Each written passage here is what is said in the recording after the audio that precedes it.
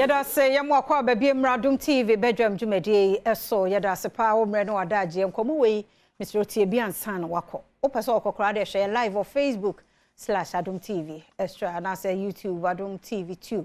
Ehu hia pa nso etuto ni finom ni ade yi. Ene menya ma fe ewa ha. Emma adwoa apia osaidua. Wow. Emma adwoa apia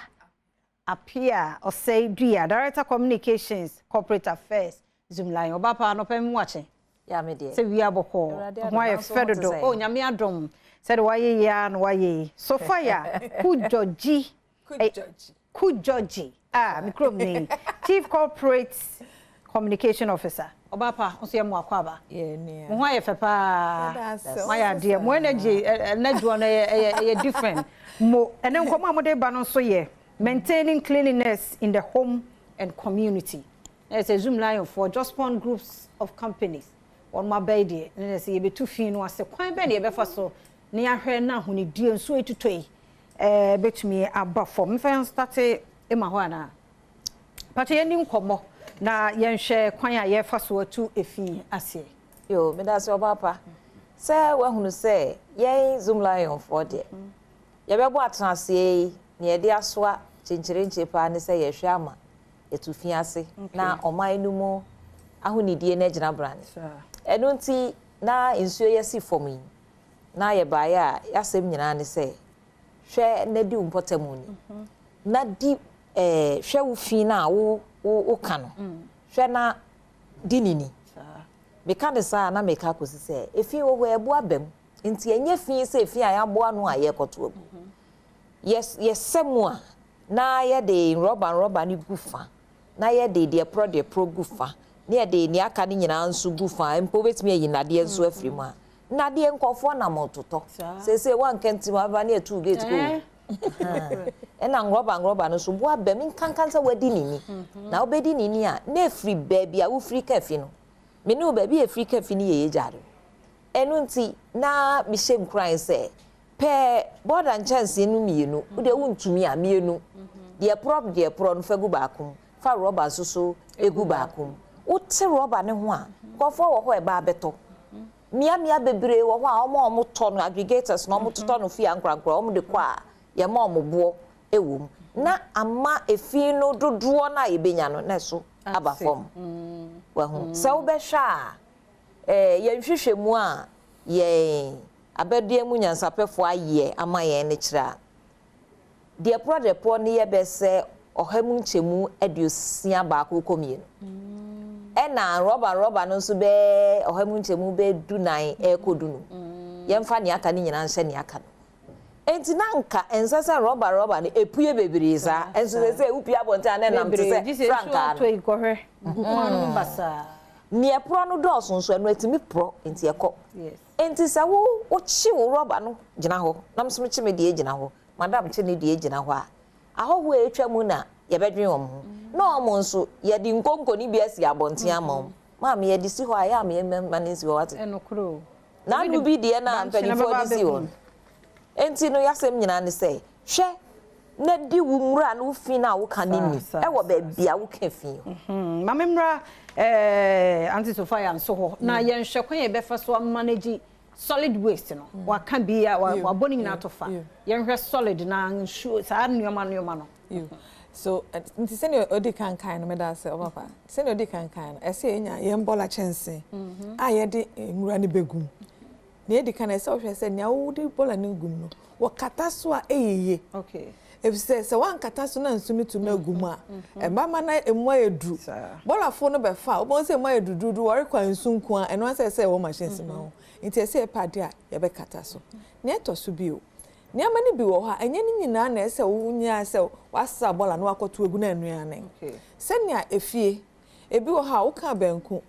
enede no ansa bara de chia pese o ka bi o utumi de ka ho na wafra we use wade ebi wo ha utumi ya bankwan kakra nkatenkwan kakra nkontomre kakra wo se eni aka de mintungu utumi kika bom na de ye bibi fufuru yo saa so na ete se bola no so no edu ba bi a enye ni nyina na ete se etugu sa ebi wo ha obetumi use bi o wakoto aduan wo de agubo mu ama ne bo na wode ma no ho hia se wonto nchene obeyende ochu meko ne ade ode egum ode a show freezer ne ade sa e no friend reuse e bi so ha sa ye mia ni na se be reduce a kan na nka ye kogu aso a ukuta basket fe eno edu mi da no ukuta na basket on no sen no so enne ye kwa ye kuta hwe oto me ko de gu robem oto je na de gu robem oto tomatoes o de gu mo on de yin na bomu ye no asande a hye rubber kese ba kuma adenti rubber nko and I say no di kan no rubber na so to we empro eche we se mfio o ha num na echi ansa apro na enti no bu abe pack sanya ma nyina no me ni bibie kofa fi iti sanke be sua se na yere kogu aso o de se wo mfa basket mpo na okuta sak na ketwa ba akokra na ode kwa bebre na bekom ebi wa ha wakase o je na o se de fatu mmam sa eno sa no ebebo ase ye be reduce ngura na ye de rekofie no you know ye be reduce sa ngura no ena edu ba bia wa ye ni nyina ewie no na kakra na aka no na ye de akọ na ye de yakoto egu so ampa eto yankasa nso po ye nkaso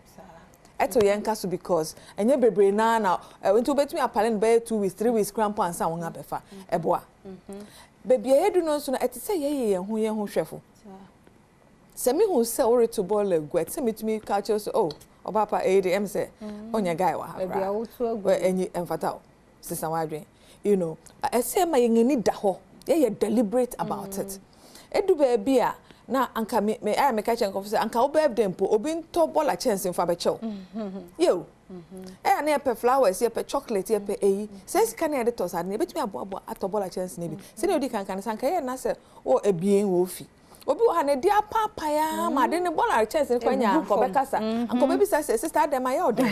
you know but ye bia ye ni eto ba ko na ebien ana se rubber kese a obetumi achechira no se na ebe na nsu nkoma ebe ma se mri bia mu no wo se na waboabo anhuye ebe ma se nsu no reto se den crampo na only problem because so you to any fine one na ade ebe nsu mpo tumi fa bola no no de sigata no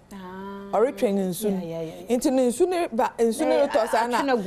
anyam nam de tumu nsu na ka na train na ade kwa mi wa baby audi asi woni je enye kra ti se ye da ye ho so yes ye ho ma ema ho na ye hwe as a community then ye nso betumi ya boa ma hodidie akoso ya ye individual no as a community no so kwan be na ye be fa so akambom ama hodidie akoso papa se ye tena bia te se enipa e wo se ye kwasafo nioma okay na wo hwe ma beti na me hwe wo de enu nti e wo ye mra no mu se baby a wote no usiesie ufi a eye wasade se usiesie wo ban na chi efiri ho kopum ka kwan ni mfimfi enti no ka kwan ni ne memi fie ne wudie ne mi ba bedu mfimfi na ka so abedu mfimfi na ka ehwawu enwura bia ni hobio enti e wose ehwe sa de ne ye na afi nso ye ya dwen se de be ya mpotem ho betie na yasetena be ya hoto amayen if se nsese ma setena emma I don't have to give you negative externality. Enti no, e was say me hwe say me ya me de no na won so ye den wo ye wo de. E ho afufufufu a ye bedodo. Baabi wo ho ansu atata ya ye behwe na memene da ba ko ya ka ye ho abom ni ayi afiri ho. Firi sensuo no ta ho na nsuo no mu banka na eseye a nsuo no to a nsuo so an betwe akwa anafo ho. Enti ye nhye no so. Na afei e was say yetimi tu ye nhofo na ye hwe na ye gi ye board chance se botem ho no ye nyina ye ntumi obi agi board chance ana asese baabi a afidika se le ntimi nkwa a ye bomode se ye ka ye fia e be boa no yie na ye de akwakogu board chance ka sie no mu central bin no mu se ne be ya ensu enwura ni ma abonten na ensu nso anu ntwem ba fi se wote anafo ha wote nkrakrom a wo fam enti efi na amanfo e wo beposo yemfa no buri ekono wo maka na yentimi ammoa no yie no nsuo no twe ekogotem na gota nso de akogu nsu fufurum na ni na emu a na abisa wa ha enti etora bia nya yenko yefi ena ya na epie wo mfoni no mu saa no fi miamia bebre enti na me de ahobrase me srese e wo se yesan akɔfa ye nkwasafo ne oma no ye hwɛ ne ye mpotam afu a ye ndodo si ye do a e na rubber no tofom a obehu se wan no do a e tofom na nwura na chi na hye ho ensuo ne de eto a nsunso ana ho ode no e betwe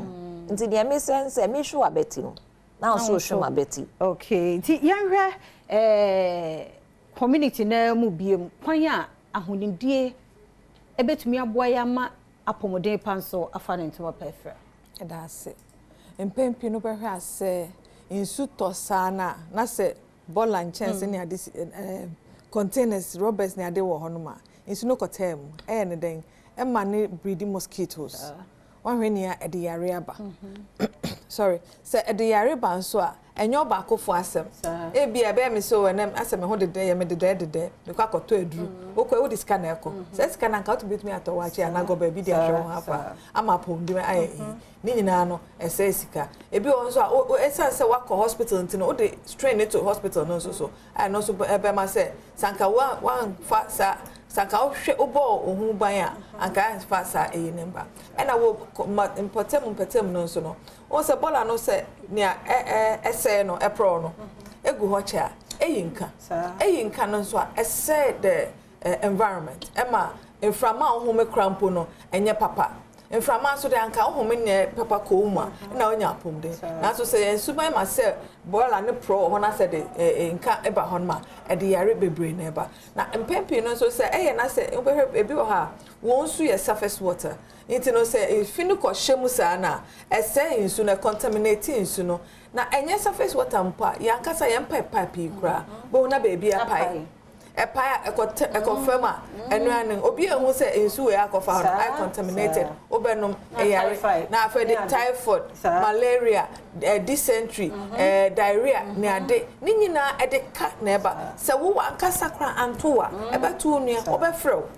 you know enti no se ye betumi aboye ho ba ye potem ho ebeti ho a bo se ede apomden be ma yen ankasa ye ma ene ye ebusuafo eno echi no krampo no ebebo of productivity because all yare so to me kwa adwuma sa nti ye nkomodie de na jasa ahonidie ho da ubo dem se ye nkasa mu no maka ye hia bi ni tu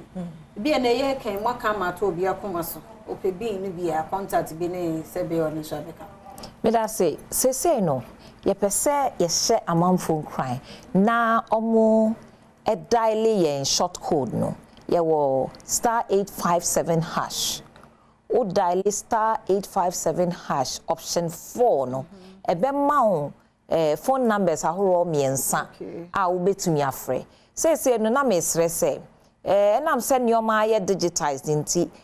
nwurasesa for ne nso yakoho bi eno nti se kane no na wo revenue collector bia wo do ho ato no so a wo ne number na se wo fra esan se oni yen enihwibom nti no ebia onfa aha enti no eba ne sa na afa hu akyerew na afa ewumura no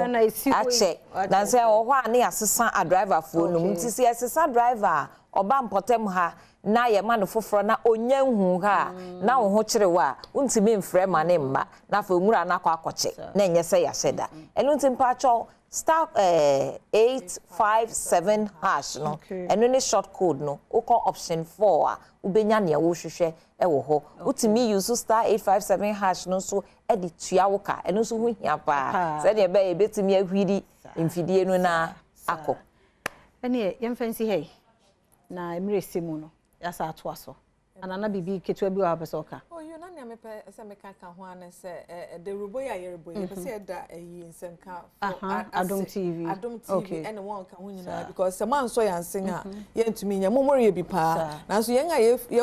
wo fam ho a ye adwuma no se ye ba ne ye beka nkrofo beti ase ye beda mase mon koso enye sa man na *857 no hash no yenkoso na yen na ne etise ebe ye bia na se we sesia ne nwura adwuma no bebia edu no se we ntua ka wontumi mmoa wentua ka wontumi mmoa intimate na ho nka se mi wo chance ni bi obi a me fire na so wontua ka ye pomode na ye ntua ka emu neme mo ye dengde na so nyame beka ye ho